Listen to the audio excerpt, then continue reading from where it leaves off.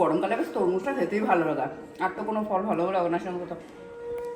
ও আবার তার মধ্যে তোমরাও চলে আসো। তো নমস্কার, বর্তমান ঘরকন্যা একটা ব্লগ থেকে তোমাদের সবাইকে স্বাগত।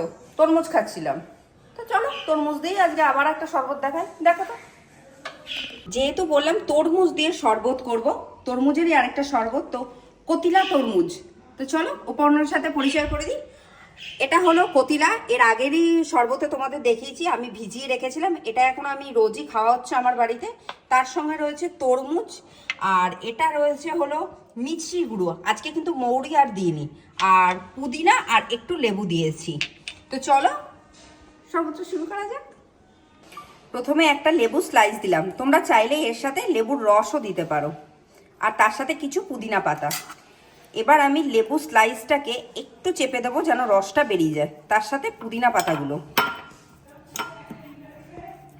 এবার এখানে আমি ভেজানো কতিলাটা দিয়ে দিলাম সবটা, তরমুজ কুচিগুলো এখানে আমি দিয়ে দিলাম সম্পূর্ণটা।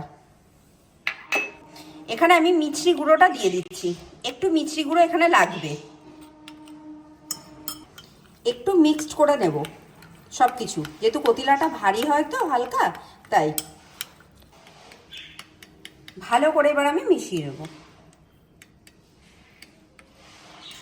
শরবতটা তৈরি হয়ে গেছে, কতিলা তরমুজের শরবত। তো তোমরা অতি অবশ্যই বাড়িতে ট্রাই করো এই ধরনের শরবতগুলো। অনেক রকমের শরবত দেখিয়েছি। আর হ্যাঁ, আরেকটা কথা বলার আছে, আমার এক দিদির মেয়ে মেঘা, ও এই রেসিপিগুলো দেখেছে, বাড়িতে মনে হয় ট্রাইও করছে কিছু কিছু জিনিস। ও আমাকে পার্সোনালি ফোন করে বলেছে যে ভীষণ ভালো হচ্ছে শরবতের রেসিপিগুলো। তো তোমরাও অতি অবশ্যই ট্রাই করো। তো আজকের ভিডিওটা যদি ভালো লেগে থাকে অতি অবশ্যই আমার চ্যানেলটা তোমরা সাবস্ক্রাইব করো, শেয়ার করো, লাইক করো, প্রচুর প্রচুর কমেন্ট করো। আর এই ধরনের শরবতটা, বিশেষ করে কতিলার শরবতটা তোমরা ট্রাই করো বাড়িতে। এটা ভীষণ ভালো আর খুব সহজে তোমরা অ্যাভেলেবেল পেয়ে যাবে, এটা কোনো অসুবিধা হবে না। তো আজ তাহলে আসি,